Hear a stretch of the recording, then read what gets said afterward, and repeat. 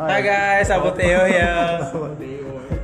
Okay, so today I'll be showing you a deck profile of the Sorceress deck from the Sorceress, Hexorb Sorceress from Cattle Sanctuary.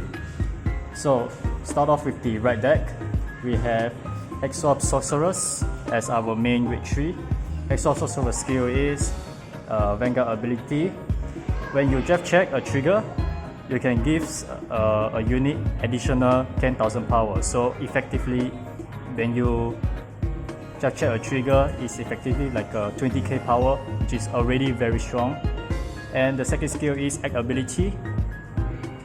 Once per turn, if you persona roll, counter blast 1, soul blast 1, reveal from your hand a critical or a front, then place it on the top of your deck. After that, you get additional 1 drive.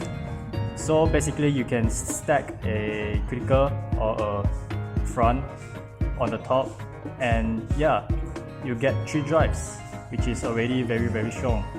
So it's very trigger orientated, very Oracle Think Tank like, kind of remind you of Megas.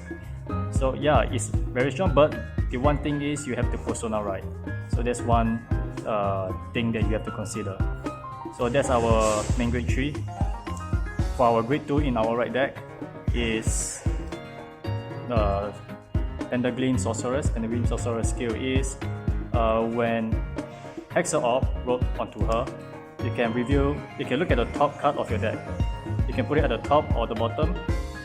Oh no, that's the second skill. Second skill is when you place on the rear guard circle, look at the top card of your deck, you can place on the top or the bottom.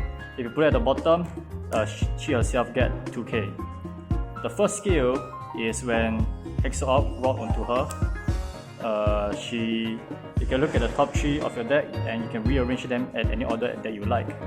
So if you look at top 3, you get some triggers, you can stack the triggers accordingly.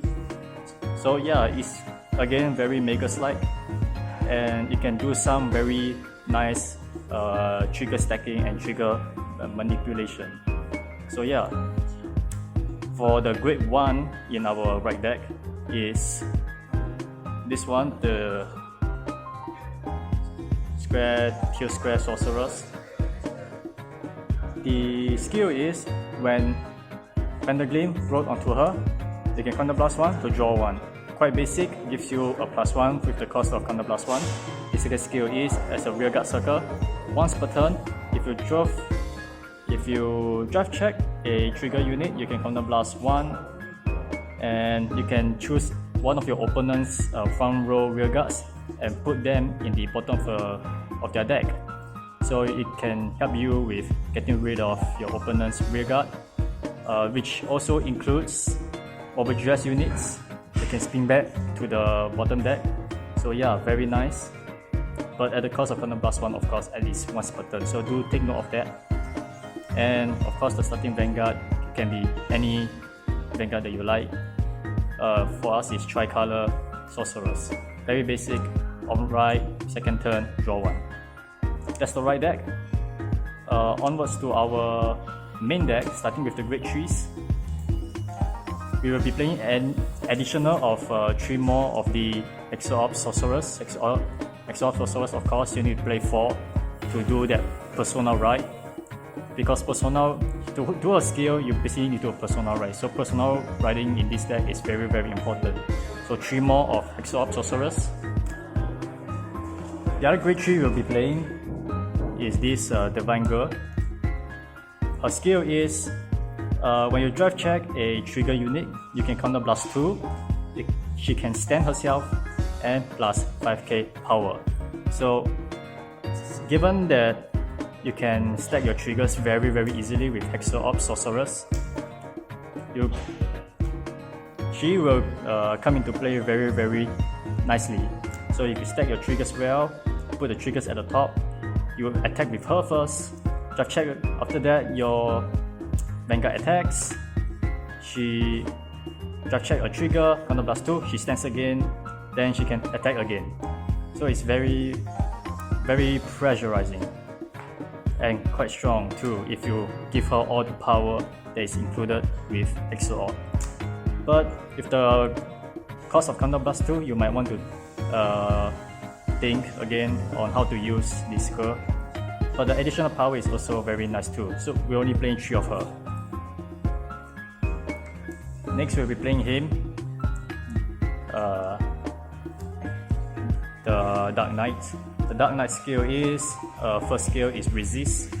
That's basically it, it's basically resist. Second skill is when his attack hits, you get to counter charge 1 and soul charge 1.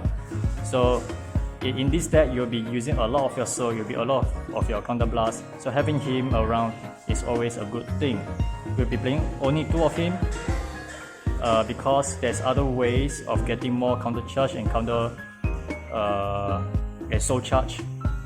And he's really situational because usually when he's out, people would just die hard guard his attack.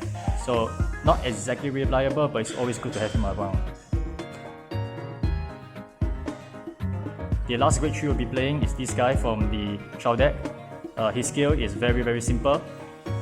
Egg ability, put him into the soul, choose 1 grade 3 and plus 10k. So it's just like that, very simple. You can give it to the Vanguard too. The reason why we play him is to have more soul. And in this deck we'll be doing quite a lot of soul blast. So having him around is not that bad. Just place him there, put him to the soul, Vanguard plus 10k, or maybe the Rearguard plus 10k. Nothing goes wrong with him. Now onwards with our grade 2s. We've been playing this Divine Sister. 4 of her. Her skill is auto ability once per turn when you draft check a trigger unit, which is no problem with Hexorb Sorceress. You may soul blast 1 and she gets 5k power. It's just a very basic skill, a very nice 5k power gain, nothing much to it, and yeah, it's just like that. Next we'll be playing more Pentagleam Sorceress. Pentagleam Sorceress, once again I have told you the skill. As a rearguard, when you call her as a rearguard, you can look at the top of your deck. You can put it at the top or the bottom, and if you put it at the bottom, she plus 2k. So if you look at the top of the deck, if it's a trigger, you can leave it at the top, so you can draft check that top card to ensure your trigger checks. Or if it's not, you can put it at the bottom and she gets a free plus 2k. So yeah, Pentagleam. Next we'll be playing this Divine Sister. This Divine Sister skill is when she's placed onto the rearguard, you can soul blast 1 and rest her.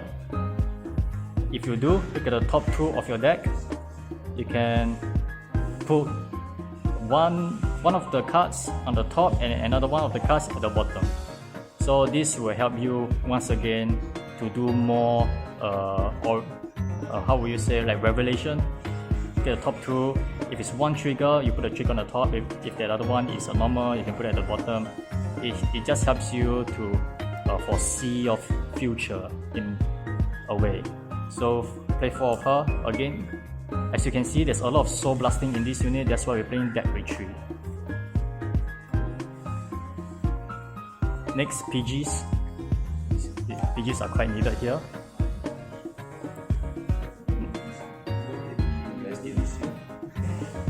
Next, we're playing this grade 1 Divine Sister.